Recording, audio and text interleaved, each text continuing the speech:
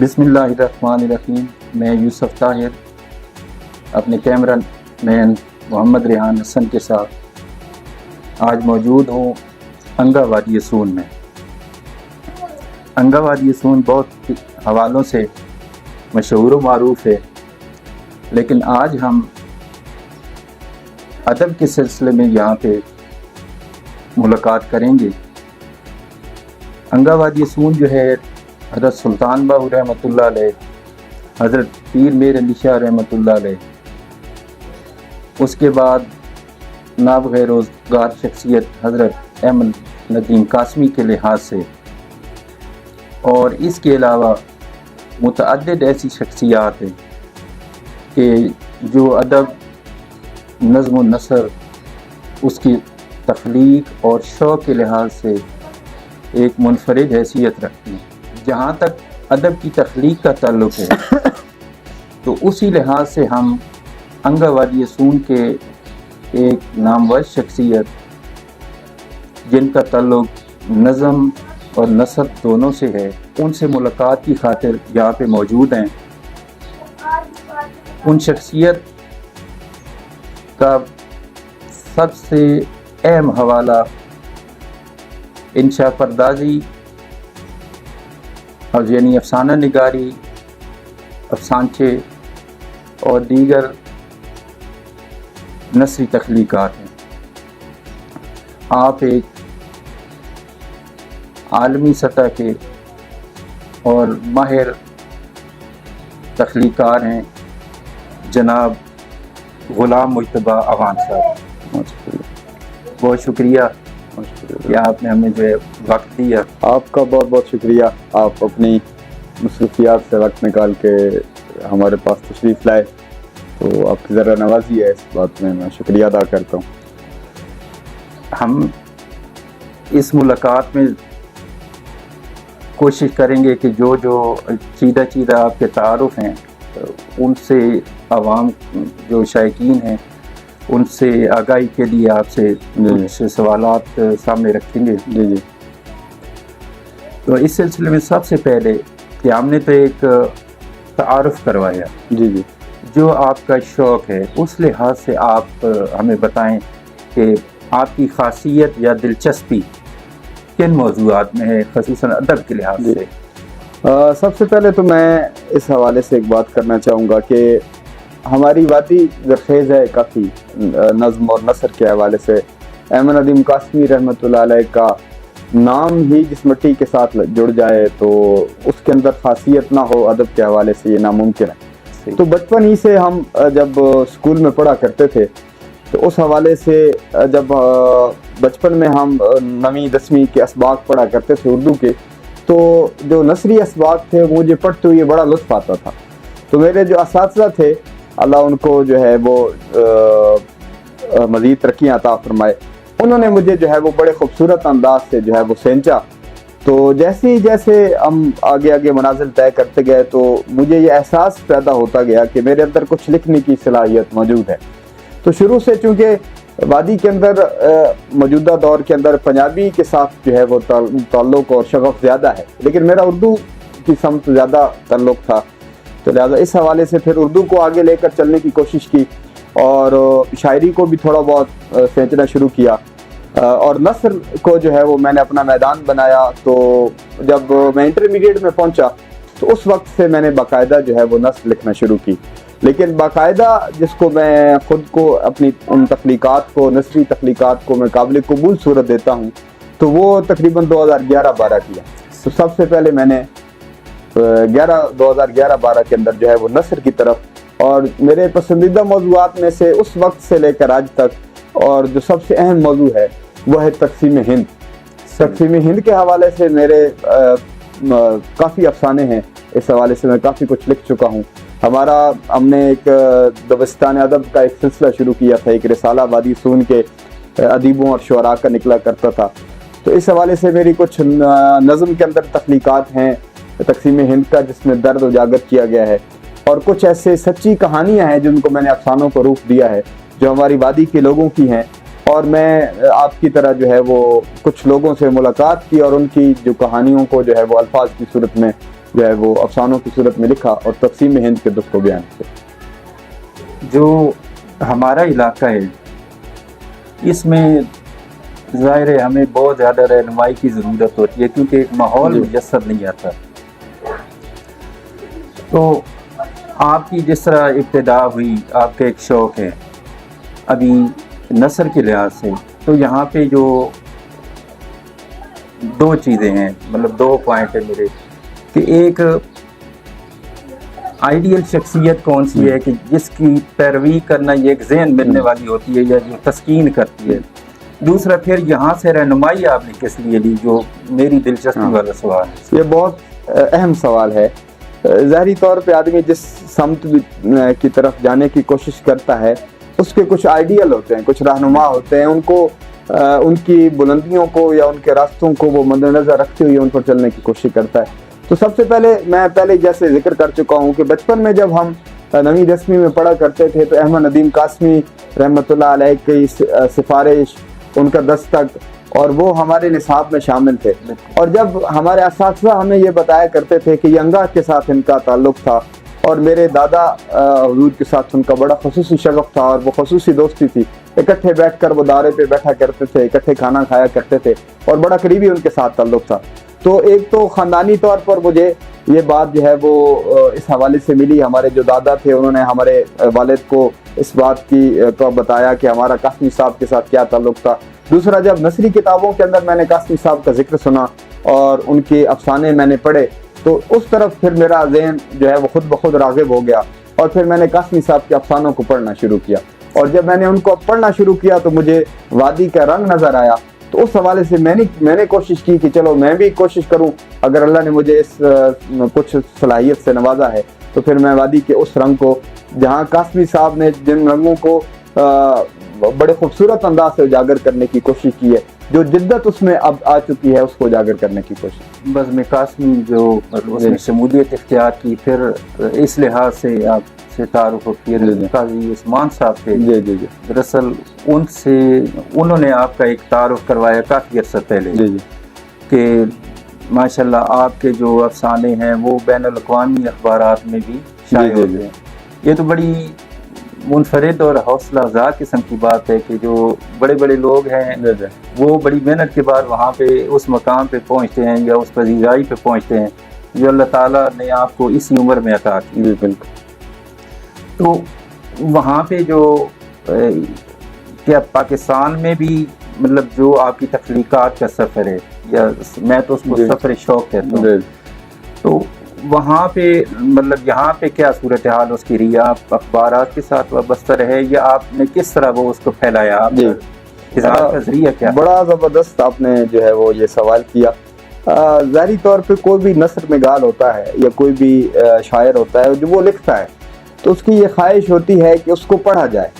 اس کو سراہا جانا یہ دوسری خواہش ہے. پہلی خواہش ہوتی ہے اس کو پڑھا جائے، اس کو جانچا جائے. تو میں نے سب سے بنیادی جو پہلا میں نے قدم اٹھایا تھا تو میں نے ایک GTS لکھی تھی، گورنمنٹ ٹرانسپورٹ سسٹم. صحیح. تو اس پہ میں نے 21 صفحات کا ایک مضمون اس کو افسانوی رنگ کے اندر لکھا تھا. میں نے بڑے مختلف بابوں کے ساتھ میں نے ملاقات کی اور پھر میں نے ان کو ان کے واقعات کو مستنبط کیا، ایک فرضی کردار بنایا بابا جی کا. اور پھر تو سب سے پہلے جو قاضی عثمان صاحب کا آپ نے ذکر کیا، اللہ ان کی زندگی کے اندر برکت ڈالے، بڑے عظیم شخصیت ہیں. وہ تینوں بھائی تشریف لائے ہوئے تھے تو میں ان کی خدمت میں پہلی ملاقات کی میری، میں ان کے پاس گیا تو 21 صفحات کی وہ GTS میرے پاس لکھی ہوئی موجود تھی. تو میں نے انہوں نے ایک تبسم سے مجھے کہا کہ آپ نے جو لکھا ہے وہ سنائیں. تو میں نے تقریباً 3 سے 4 صفحات سنائے اور میں خاموش ہو گیا. میں نہیں چاہتا تھا کہ اتنی بڑی حضرات ہیں، ان کی جو ہے وہ آرام کے اندر یا ان کے وقت کے اندر میں مخل ہوں. تو جی وہ 5 منٹ کے بعد نا میں جب خاموش ہوا تو انہوں نے مجھے کہا کہ آپ چپ کیوں ہو گئے؟ ہم تو اس دور میں چلے گئے تھے جو ہم نے بچپن یہاں پہ گزارا ہے. وہ پہلا ٹوکن آف اپریسیشن جس کو کہتے ہیں، وہ پہلی شاباشی تھی جو مجھے ملی. اور اس کے بعد میں نے وہ جو GTS لکھی تھی وہ میں نے اپنے والد صاحب کو سنائی. وہ قاضی عثمان صاحب کو بھی سنانے سے پہلے میں نے ان کو سنائی. انہوں نے مجھے 100 روپے انعام دیا تھا، وہ آج بھی میرے پاس موجود ہے. تو وہاں سے سلسلہ شروع ہوا اور پھر سوشل میڈیا، فیس بک کے ذریعے میں نے جو ہے وہ اپنی تخلیقات کو جو ہے وہ سوشل میڈیا پہ اپلوڈ کرنے کی کوشش کی. اور ساتھ ساتھ کافی لوگوں نے پھر مجھ سے اس حوالے سے رابطہ کیا. اور آپ کے سوال کی طرف میں آتا ہوں کہ ہندوستان کے اندر آپ نے پوچھا تھا کہ کیسے یا وہاں تک پہنچا, تو فیس بک کے ہی ذریعے میاں والی کے ایک بہت بڑے ادیب ہیں, ان کا بڑا نام ہے پروفیسر وقار ملک صاحب, 7-8 مجموعے ان کے افسانوں کے آ چکے ہیں, نثر نگار ہیں بڑے خوبصورت. انہوں نے ایک کچھ ادبی لوگوں کا گروپ بنایا ہوا ہے واٹس ایپ کے اندر, جہاں پہ کچھ انڈیا کے بھی حضرات ہیں, صاحب ادیب ہیں. تو وہاں پہ میں نے ایک افسانہ اپنا بھیجا, تو وہاں سے مجھے انڈیا کے ایک بزرگ ہیں شاکر عدیل صاحب, میں ان کا نام بڑی جو ہے وہ عاجزی کے ساتھ اور احترام کے ساتھ لیتا ہوں. انہوں نے خود مجھ سے رابطہ کیا اور کہا کہ آپ کی کچھ تخلیقات جو ہیں اگر میں چاہوں, اگر آپ اجازت دیں تو میں انڈیا کے اندر شائع کر دوں. تو میں نے کہا جی آپ جیسے آپ مناسب سمجھے. تو میرا وہاں پہ جو ہے وہ پہلا افسانہ چھپا, نہیں تو پاکستان کے اندر مختلف اخبارات کے اندر اور سوشل میڈیا پر جو ہے وہ میری چیزیں شائع ہوتی رہیں. جو اس سلسلے میں یہ جو موضوع ہے نا ایک بین الاقوامی اخبارات میں آنے کا, تو یہ منفرد اور دلچسپ اس لیے ہے کہ ہم ایسے علاقے سے تعلق رکھتے ہیں جس کا مطلب اردو سے بھی تعلق نہیں ہے, ہمیں اردو ہی صحیح معلوم نہیں ہے,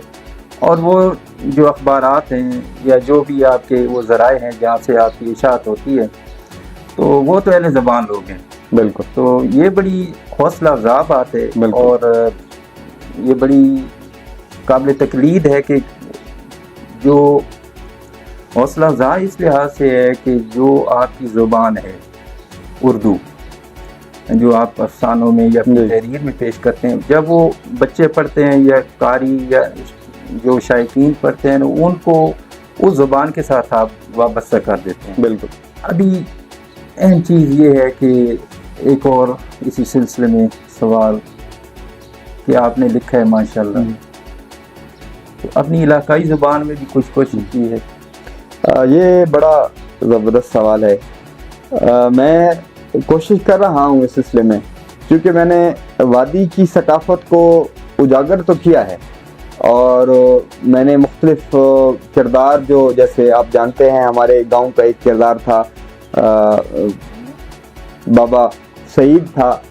جو ہوکا دیا کرتے تھے, تو میں نے ان کو لکھا ہے. اور ایک اور ہمارے قاری بشیر صاحب تھے مرحوم جو فوت ہو گئے, ان کا اعلان بڑا خوبصورت ہوتا تھا, میں نے ان کو بھی لکھا ہے. اور ایک اور بابا چچا محمد بخش جو فوت ہو گئے ہیں, وہ ڈڈورا جو بجایا کرتے تھے,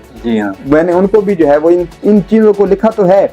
اور افسانوں کے اندر بھی وادی کی ثقافت کا اظہار کیا ہے, لیکن اپنی زبان اپنی اور خصوصی بالکل جو وادی کی زبان ہے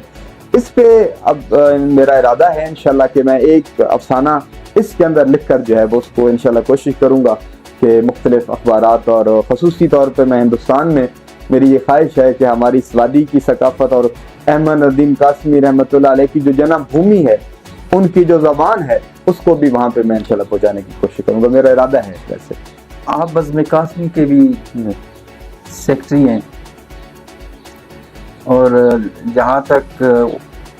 وہ معزز اس میں اراکین ہیں جو ممبرز ہیں تو ان کی تو وہ تخلیقات نثر میں تو سامنے نہیں آئی,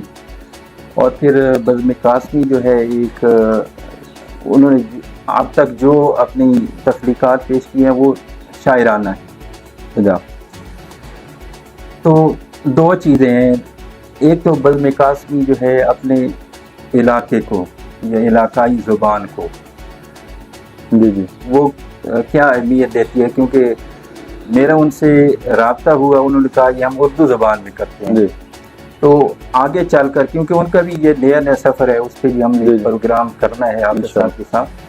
تو نثر کی وہاں پہ کیا گنجائش ہے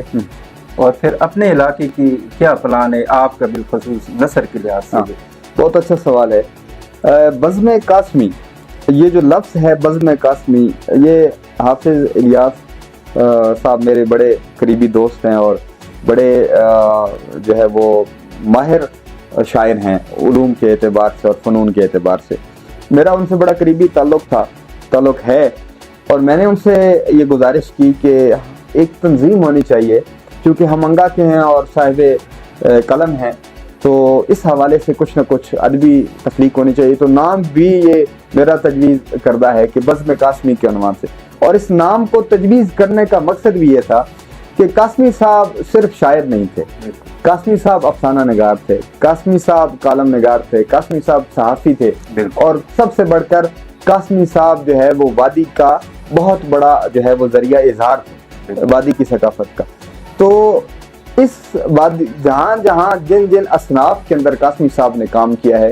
بزم قاسمی کے قیام کا مقصد ان ساری اصناف ادب کو اجاگر کرنا ہے. لہٰذا بزم قاسمی کے اندر صرف چونکہ ہمارا مشاعروں کا سلسلہ الحمدللہ ہو چکا ہے اور کافی اس کو پذیرائی حاصل ہو چکی ہے. ہم پنجاب آرٹ کونسل راولپنڈی کے اندر ہم نے ایک مشاعرہ 2 ماہ پہلے کیا تھا, جس میں عالمی شخصیت ڈاکٹر وحید صاحب جو ہے وہ وہاں پہ ہماری جنہوں نے صدارت کی تھی, اور انہوں نے فنون کے حوالے سے بڑا خوبصورت تعارف کروایا تھا. اور وہ قاسمی صاحب کو انہوں نے استاد, وہ کہتے تھے کہ وہ قاسمی صاحب میرے استاد ہیں. تو اسی حوالے سے میرے جو سوچ ہے اور جو فکر ہے وہ یہ ہے کہ جس طرح قاسمی صاحب نے نثری حوالے سے بھی ایک اپنی شناخت بنائی ہے, اور شاعری کے حوالے سے بھی اپنی ایک شناخت بنائی ہے, اور نعت گو شاعر کے حوالے سے بھی ان کی ایک علیحدہ اپنی شناخت ہے. تو لہٰذا یہ جو جتنے بھی اصناف ادب جو قاسمی صاحب کے وابستہ ہیں, وہ چونکہ ایک نابغہ روزگار شخصیت تھے اور ایک صدی کے مالک تھے وہ, تو لہٰذا اس حوالے سے ہماری یہ کوشش ہے کہ قاسمی صاحب کے ہر صنف کو اجاگر کیا جائے. جہاں تک نثر کا تعلق ہے میرا اس میں, تو چونکہ باقی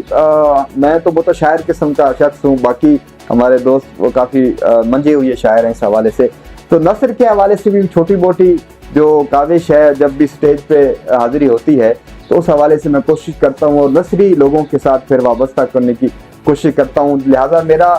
مستقبل میں چل کر ایک ارادہ ہے کہ ایک ہم ایسا گروپ تشکیل دیں جس میں صرف نثر نگار ہوں, اور وادی کے تمام جو نثری لوگ ہیں جو ادب کے نثر کے جس شعبے کے ساتھ بھی ان کا تعلق ہے, ان کو ایک پلیٹ فارم میں انشاءاللہ جمع کریں. 2 دن پہلے میں نے ایک اپنے بزم قاسمی گروپ میں میسیج بھی کیا تھا, جی بالخصوص یہ جو آپ کے آخری الفاظ آپ نے بیان کیے کہ بقایا ماشاءاللہ سب جو اہل ذوق ہیں ادب کے لحاظ سے وہ موجود ہیں اس میں. تو یہ جو حالات حاضرہ ہیں, وادی کی ترجمانی ہے یا اخبار میں جو ان کی حصہ ہے کالم کے لحاظ سے یا صحافت کے لحاظ سے, تو اس میں بھی ان کو جو ہے وہ کردار ادا کرنا چاہیے. بے شک. سوال تو یہ بزم قاسمی کا ہے کہ ان پہ اشاعتی صفحہ شائع ہوتا ہے تو اس کو وسعت دینی چاہیے, لیکن چونکہ آپ ان کے سیکرٹری ہیں تو میری یہ گزارش ہے کہ آپ اس صفحے کو مطلب وسیع, بے شک وہ ایک بہت ہی معیاری چیز سامنے آئے گی. پھر آخری سوال آپ یہ ہے کہ انفرادی طور پر یا اس بزم کے لحاظ سے اپنے علاقے میں ادب کی اشاعت کے لیے یا کہہ لیں کہ لوگ تشہیر کے لیے اور شائقین یا طلباء کی رہنمائی کے لیے آپ نے کیا اقدامات کیے ہیں, اور دوسرا سوال یہ ہے کہ آپ کا اس سلسلے میں کیا پیغام ہے؟ یہ بہت اچھا سوال ہے. وادی کے اندر بزم قاسمی کی تشکیل جب ہوئی تو ہمارا مقصد ہی یہ تھا کہ وادی کے اندر چونکہ ادب کے حوالے سے کافی زرخیز مٹی ہے تو کافی صلاحیتوں والے لوگ موجود ہیں, اور نوجوانوں کے اندر بچوں کے اندر بڑی صلاحیتیں ہیں, ان کو اگر بچپن سے سینچا جائے تو لہٰذا ہم نے باقاعدہ ایک ٹیم تشکیل دی. اس حوالے سے ہم وادی کے مختلف جو کالجز کے اندر, چونکہ میں خود تدریسی سلسلے سے وابستہ ہوں تو پرائیویٹ سیکٹر میں مختلف کالجوں کے اندر الحمدللہ پڑھا چکا ہوں اور پڑھا رہا ہوں, تو اس سلسلے میں پنجاب کالج کے اندر ہم نے ایک مشاعرے کا انعقاد کروایا, اور اس مشاعرے کے اندر وہاں کی ایک ہماری ایک طالبہ تھی اور بڑی خوبصورت جو ہے وہ نظم لکھتی تھی, اس کو ہم نے پروموٹ کیا. اور اس طرح کنسیپٹ کالج کے اندر جو مختلف اب بھی ماشاءاللہ کافی پروگریس میں ہے, اس کے ساتھ ہم نے جو ہے وہ ایک مشاعرہ کروایا. اور ابھی میں جس college Allama Iqbal and career college میں ہوں وہاں پہ ہم نے ایک مشاعرہ کروایا اور نوجوانوں کو اور آڈینس کو اس حوالے سے اجاگر کرنے کی کوشش کی, اور کافی اچھے نتائج اس کے نکلے. سال 9 مشاعرہ, جی سال 9 مشاعرہ ہوا, تو آپ تشریف لائے اس میں. تو اس کے بعد ہمارا وادی کے جو نوجوان شاعر ہیں اور نوجوان قلم کار ہیں ان کے اوپر ہمارا خصوصی توجہ ہے جو ہمارے اس بزم کے جتنے بھی انتظامیہ ہیں اور خصوصاً صاحب قلم جتنے بھی لوگ ہیں ان کا خصوصی ان کے ساتھ وابستگی ہے، اور ہم خصوصی طور پر یہ جو اشاعتی صفحے کی آپ بات کر رہے تھے اس حوالے سے ان کو خصوصی طور پر انشاءاللہ ہم اجاگر کریں گے۔ اور دوسرا آپ جو پیغام کی بات کر رہے تھے تو میں یہاں پہ چونکہ آپ کے توسل سے اور اس ویڈیو کے توسل سے میں جو ہمارا مقتدر حلقہ ہے اور خصوصی طور پر ہماری یہ جو ضلع کی انتظامیہ ہے اور تحصیل کی انتظامیہ ہے، بلکہ میں پنجاب کی جو انتظامیہ مریم شہباز جو ہیں جی صاحبہ، ان کی خدمت میں یہ گزارش کرنا چاہوں گا کہ حساس لوگ جو ہوتے ہیں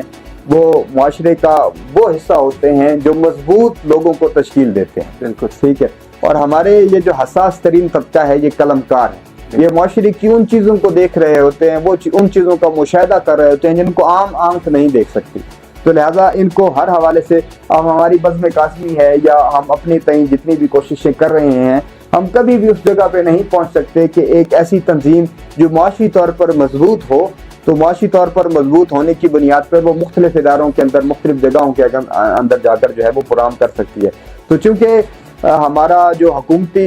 ہے نظام اس کے اندر ایک مخصوص فنڈ ہوتا ہے جو ادب کے حوالے سے جو ہے وہ اجاگر کیا جاتا ہے، تو لہٰذا میں آپ کے توسل سے اپنی اس تنظیم کا تعارف بھی پیش کر چکا ہوں، تو میں چاہوں گا کہ ہمارا جو مقتدر حلقہ ہے اور ہماری جو انتظامیہ ہے ضلع کی اور پنجاب کی وہ اس حوالے سے خصوصی ہمارے ساتھ جو ہے وہ تعاون فرمائے۔ میں نے خود ایک کوشش کی ہے ادب نامہ خوشاب کے لحاظ سے ایک واٹس ایپ گروپ تشکیل دینے کی، تو اس کا مقصد یہ ہے کہ جتنے ادیب ہیں شعراء ہیں وہ جو جن کی ابھی معدوم ہیں معروف اپنے ان کے ذوق کو پال رہے ہیں لیکن ان کو جگہ نہیں اظہار کی، اور پھر جب وہ اظہار کریں گے تو ان کے روابط ہوں گے، بالکل جب روابط ہوں گے تب ان کی جو ذوق کی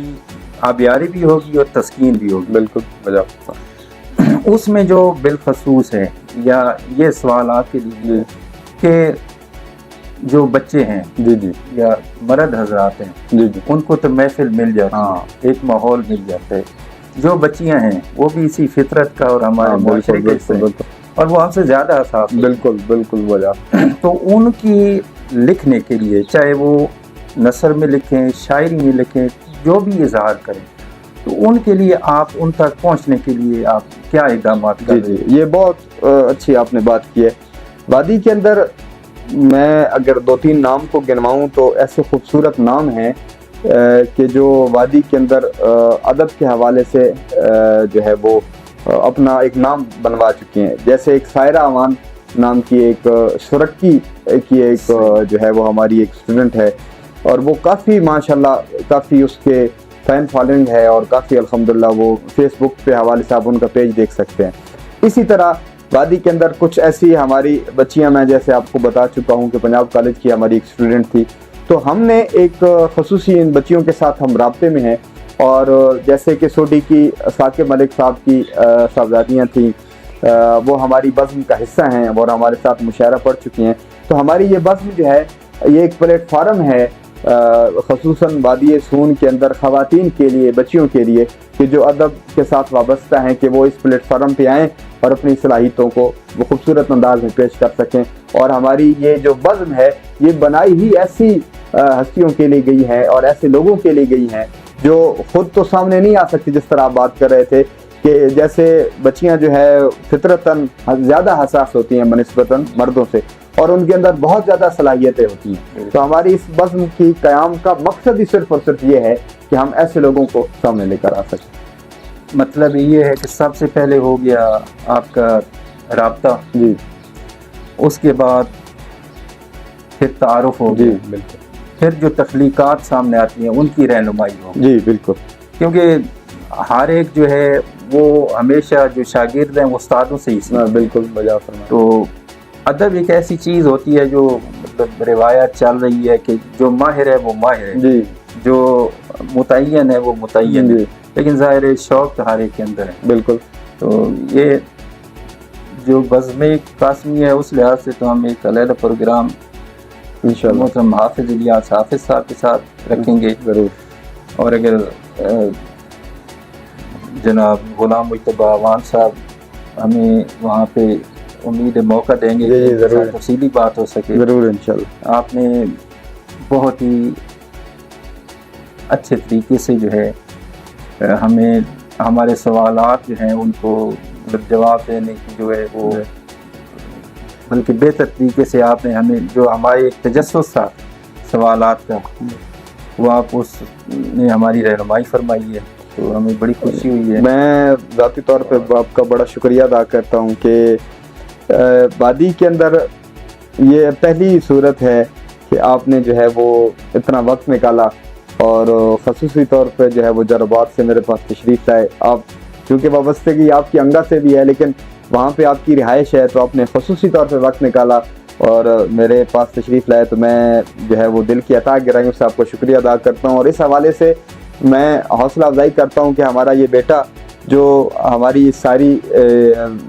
गुफ्तगू को जो है वो अक्स बंद कर रहा है, यकीनन इनके अंदर जो है वो ये जरासीम जो है वो पैदा होंगे और यकीनन ये आगे जाकर जो है वो हमारी इस बज़्म को और हमारे इस इलाके की सकाफ़त को और हमारे अदब को इंशाल्लाह आगे उजागर करेंगे। तो मैं आपकी काविशों को और आपकी इस जद्दोजहद को सलाम पेश करता हूँ कि आपने ख़ुसूसी बेड़ा उठाया हुआ है कि वादी के लोगों को प्रमोट किया जाए, और ये आपकी बहुत बड़ी इसमें जो है वो इंशाल्लाह जहाँ कहीं भी जो है वो आसमान पे अगर सितारे बनेंगे तो उसमें आपका ज़रूर हिस्सा होगा। अल्लाह आपको मज़ीद तरक्की दे और हमें तवक्को है कि आप इस अदब की ज़ौक़ की आबियारी के ज़रिए जो है इलाके के अदब की अक्कासी करें। बहुत शुक्रिया। आपको बहुत शुक्रिया। बहुत नवाज़।